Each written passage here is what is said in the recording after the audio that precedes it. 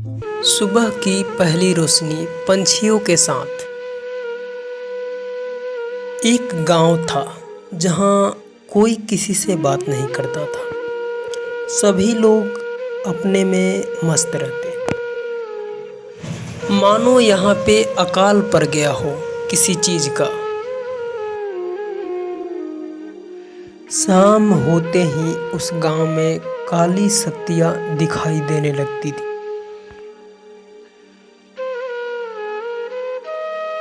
गांव के लोग भी रात के समय घर से बाहर नहीं निकलते। गांव के लोग भी बहुत डरे डरे रहते थे। वो हमेशा कहते कि इस गांव में एक चुड़ैल रहती है, और वो कहते कि जो भी रात को बाहर निकलता है चुड़ैल उसे मार डालती है। एक दिन की बात है, एक बूढ़ी माँ अपने घर से रात को बाहर निकलती है और अगले ही पल उसका मरा हुआ लाश मिलता है। इस घटना को सबसे पहले रवि और प्रिया ने देखा। वे दोनों बहुत डर गए थे। सबसे पहले तो ये बात उसने राहुल को बताया। राहुल इसे सुनकर बहुत घबरा गया। ये बात रवि और राहुल ने मिलकर पूरे गांव को बता दिया। ये सुनकर सभी आपस में बातें करने लगे। सभी ने वहां जाकर देखा तो दादी माँ सच में मरी हुई पड़ी थी। सभी लोग सोच में पड़ गए कि हमारे गांव को क्या हो गया। सभी पंचों ने मिलकर एक सभा रखा और उस सभा में कहा गया कि रात के समय कोई भी अपने घर से बाहर नहीं निकलेगा। उसी गांव में एक छोटी सी लड़की रहती थी जिसका नाम गुड़िया था। गुड़िया डरती तो थी लेकिन बहुत साहसी थी। एक दिन उसे एक चिड़िया घायल अवस्था में मिली। कितनी प्यारी चिड़िया है, लगता है इसे बुखार लग गया है। और उसे अपने घर पर लेकर आ गई। कुछ ही दिनों में गुड़िया और चिंकी दोनों अच्छी दोस्त बन गई और आपस में बातें करती रहती। दोनों एक दूसरे को बहुत चाहने लगी थी। एक रात की बात है, जब पूरा गांव सो रहा था तब अचानक चिंकी खिड़की के पास गई और जोर जोर से चिल्लाने लगी। गुड़िया चिंकी की हरकत को ध्यान से देख रही थी। उसने चिंकी से पूछा, क्या हुआ चिंकी, क्यों चिल्ला रही हो? चिंकी ने उसे दरवाजे के बाहर इशारा किया। उस समय करीब 12 बज रहे थे। चिंकी ने बिना कुछ सोचे चिड़िया के साथ रात को घर से बाहर निकल गई। चिंकी ने गुड़िया को जंगल से बाहर की ओर ले जाने लगी। गुड़िया भी डर रही थी लेकिन उसे चिंकी पर पूरा भरोसा था। असल में चिड़िया उसे भटकाकर एक महल की ओर ले जा रही थी। जब गुड़िया ने महल के तरफ पहुंचा तो उसके अगल बगल कोई दिखाई नहीं दे रहा था। ऐसा लग रहा था कि चारों तरफ से कोई घूम रहा है। और इधर उधर गुड़िया ने देखा, फिर पूछा, चिंकी तुम कहाँ हो?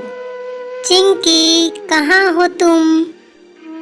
उधर भूत बंगले से आवाज आई, यहाँ कोई चिंकी नहीं है। चिंकी ने जवाब देते हुए कहा, कौन हो तुम, सामने आओ। इतना कहते ही एक काली औरत खड़ी हो गई और कहने लगी, अब तुम यहाँ से बच के नहीं जा सकती हो गुड़िया। गुड़िया ने कहा, आप दादी माँ हो ना? दादी माँ, आप हमें छोड़कर क्यों चली गई? ये सुनकर दादी माँ पिघल गई और कहने लगी, बेटा, मुझे एक शैतान ने मार डाला जो कि इस घर में रहता है। वो बहुत ही खूंखार है। क्या इसका कोई उपाय नहीं है दादी माँ? उपाय है बेटा, लेकिन उसके लिए तुम्हें तांत्रिक के पास जाना पड़ेगा। सुबह होते ही उसने गांव के सारे लोगों को इकट्ठा किया। सरपंच साहब ने पूछने लगा, क्या बात है गुड़िया, जो सभी को इकट्ठा की हो? गुड़िया ने कहा, कल रात को मैं दादी माँ से मिली थी। अरे वो तो मर चुकी है ना गुड़िया। हाँ, लेकिन उनका कहना है कि गांव को अगर बचाना है तो हमें एक तांत्रिक की जरूरत पड़ेगी जो कि इस भूत से उनको मोक्ष दिलाए। गुड़िया के जाने के बाद ठीक ही तो कह रही है बच्ची। अगर हमें गांव को मुक्ति दिलाना है तो एक तांत्रिक की जरूरत अवश्य पड़ेगी। राजू भी इसमें हामी भरने लगा और कहा, हाँ सरपंच जी। रानू के घर आते ही उसकी माँ नाराज हो गई। रानू ने कहा, माँ, मैं सच में दादी से मिली थी। उन्होंने कहा कि मुझे मुक्ति दिलाने के लिए हवन कराना पड़ेगा।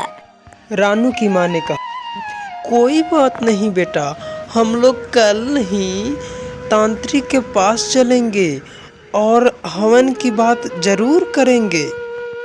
अगले दिन गुड़िया और गुड़िया की माँ तांत्रिक के पास पहुंची और उन्होंने तांत्रिक से सारी बातें बताई।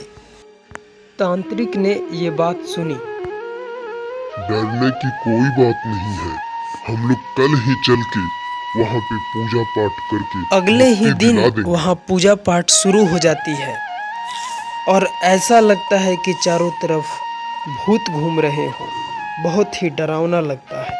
हवन होते ही दादी माँ प्रकट हो जाती है और दादी माँ को देखकर सभी डर जाते हैं। दादी माँ सभी को शुक्रिया बोलकर वो चली जाती है। तभी वहाँ पे दूसरी भूत आती है और वो सभी को डरा देती है और फिर सभी को धन्यवाद देकर वो भी लुप्त हो जाती है। गुड़िया की गांव में फिर से खुशी आ जाती है। लोग पेड़ के पास बैठ के, बरगद के पेड़ के नीचे बैठ के सारे जगह बातें करते हैं।